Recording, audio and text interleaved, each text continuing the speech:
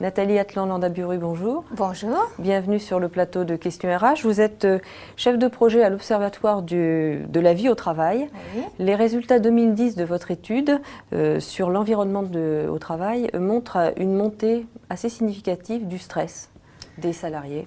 Tout à fait. Cette étude qui rassemble plus de 6500 témoignages, qui est un large panel à la fois sur le secteur public, privé et sur tous les secteurs d'activité, montre qu'en effet le stress a augmenté de 10 points par rapport à l'année dernière, puisqu'on a 65% de personnes qui répondent être stressées au travail cette année. Il y a d'autres critères qui se dégradent ?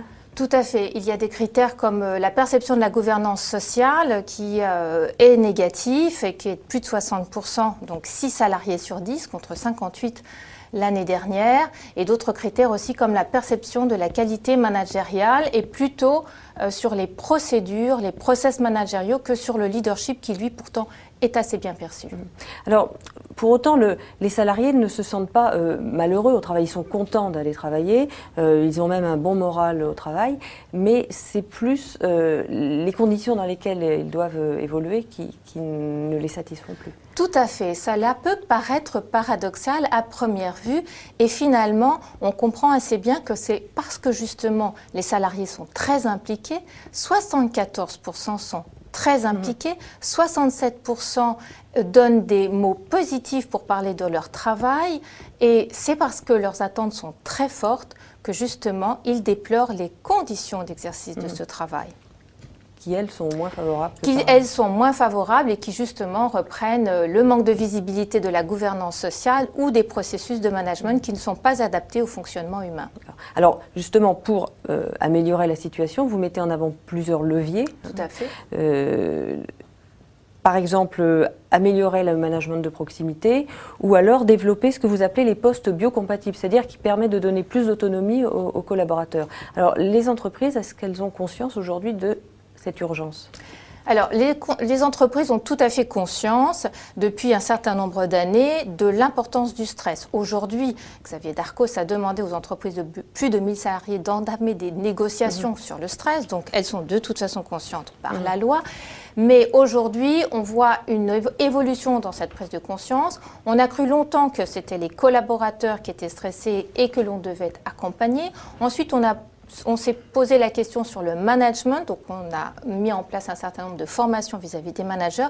Aujourd'hui, on se pose la question de l'organisation et en effet, c'est elle qui est en cause aujourd'hui dans notre étude, c'est ce que révèle cette étude. L'organisation de l'entreprise, c'est un chantier titanesque pour les DRH et même s'ils en sont conscients, c'est assez difficile de s'y attacher évidemment. Et même constat pour la création de postes avec une plus grande autonomie, marge de manœuvre ? Exactement, donc on a pris conscience de ce manque d'adaptation entre le fonctionnement de l'entreprise et l'autonomie nécessaire dans la réalisation de sa mission.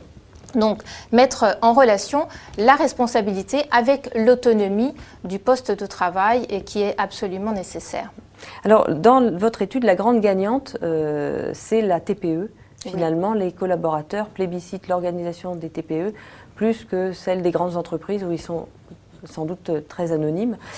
Aujourd'hui, c'est la championne du bien-être au travail. C'est une surprise pour vous ? Exactement. Alors, surprise, c'est en tout cas une grande satisfaction puisque c'est quand même 93% des entreprises en France. C'est une grande satisfaction. On s'aperçoit en effet que c'est dans les entreprises de 0 à 10 salariés où les personnes estiment avoir le plus de bien-être au travail. Et aujourd'hui, on peut préconiser justement cette fameuse TPE attitude qui se résume dans le sigle T comme transparence, donc transparence de la communication. On sait ce qu'on fait, on sait pourquoi on le fait, on dit ce qu'on fait. Proximité, la proximité, c'est justement cette relation importante qui doit exister à la fois entre le collaborateur et le management, mais aussi avec la gouvernance sociale de l'entreprise. Et enfin, ce qu'on retrouve dans les petites entreprises, l'enthousiasme, savoir pourquoi on travaille et puis surtout donner du sens au travail, ce qui est très important. Nathalie Atlan-Landaburu, merci pour votre témoignage. Mais je vous en prie, merci à vous.